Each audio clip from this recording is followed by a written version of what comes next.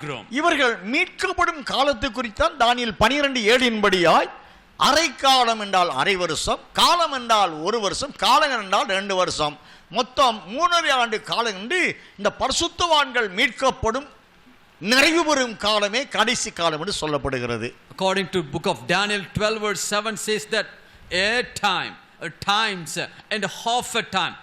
Half a time refers to 6 months, time refers to 1 year, times refer to 2 years.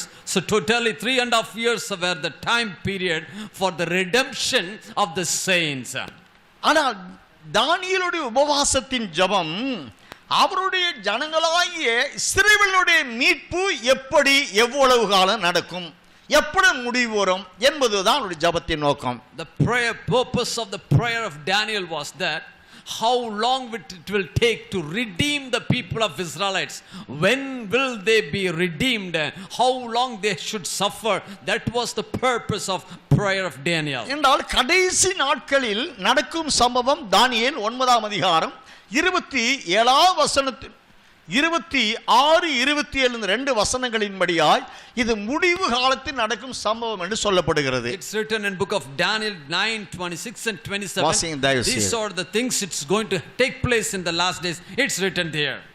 அந்த 62 வாரங்களுக்கு பின்பு மேசியா சங்கரிக்கப்படுவார். ஆனாலும் தமக்காக அல்ல, நகரத்தையும் பரிசுத்த ஸ்தலத்தையும் வரப்போகிற பிரபுவின் ஜனங்கள் அழித்து போடுவார்கள். அதன் முடிவு ஜலப்பிரவாகம் போல இருக்கும். முடிவு பரியந்தம் யுத்தமும் நாசமும் உண்டாக நியமிக்கப்பட்டது. அவர் ஒரு வாரமளவும் அநேகருக்கு உடன்படிக்கையை உறுதிப்படுத்தி அந்த வாரம் பாதி சென்ற போது பலியையும் காணிக்கையும் ஒழிய பண்ணுவார். அருவருப்பான செட்டைகளோட பாழாக்குகிறவன் வந்து இறங்குவான்.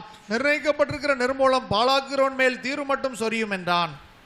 ஆக இஸ்ரவேலுடைய மீட்புக்குரிய காலம் தானியேலுக்கு அறிவிக்கப்படவில்லை. So it's not revealed to Daniel about the redemption of Israelites. ஒரே ஒரு அடையாளம் சொல்லுகிறார். வாரத்தின் பாதி சென்ற பொழுது பின் பாதி இஸ்ரவேலுடைய மீட்பு நிறைவடையும் என்று சொல்லுகிறார். Only one sign were given to Daniel. A half of the sky will be removed, the other half will be remain. So according to this the redemption of Israelites also will be. அதை குறித்து தெளிவாக அறிந்து கொள்ள தானியேலுடைய ஜெபம் இருந்தாலும் கூட ஆண்டவர் அதற்கு மேல் அறிவிக்க அவர் விரும்பவில்லை. Even the prayer of Daniel was such focused to receive the revelation about the last days. The Lord was not happy enough to reveal the entire thing to Daniel. தானியேல் 12:8-9 படியாய் ஆகையால் என் ஆண்டவனை இவன் முடிவு என்னமாய் இருக்கும் என்று கேட்கிறார். அதற்கு இந்த வார்த்தைகள் முடிவு காலம் மட்டும் புதைவுல வைக்கப்பட்டு முத்திரிக்கப்பட்டு இருக்கிறது சொல்லுகிறார். According to Daniel 12:8 and 9, Daniel was asking that, my Lord, what shall be the end of these things? God said that, go your way, Daniel, for the words are closed up and sealed till the time of the end. ஆகையினாலே இதை நீ முத்திரை போடு என்று சொல்லுகிறார். So God said that to seal this time. அதை புதைபொருளாக வைத்திரு என்று சொல்லுகிறார். Keep it as a secret and closed up. ஆனால் இப்படி புதைபொருளாக முத்திரை போட கட்டளை இடப்பட்ட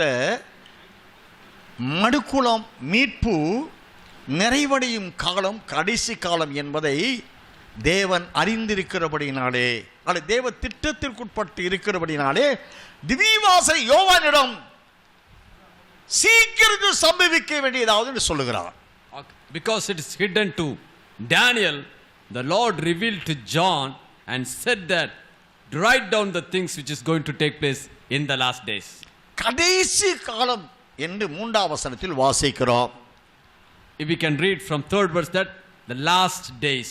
இந்த கடைசி காலத்தில் ஒரு கூட்ட பாக்கியவான்கள் இருப்பதாக வெளிப்பட 1:3 அறிவிக்கப்படுகிறது. Revelation 1:3 there says that there will be some saints remained. இந்த கடைசி காலத்தில் ஒரு கூட்ட பரிசுத்தவான்கள் எழும்புவதற்குரிய காலமாயிருக்கிறது. அவர்களுக்குரிய தீர்க்க தரிசனம் சீக்கிரமாய் நிறைவேறும் காலமாயிருக்கிறது. These saints are called to be the blessed people, for the prophecies are going to take place fulfilled through these saints. This is the prophetical word for that saints.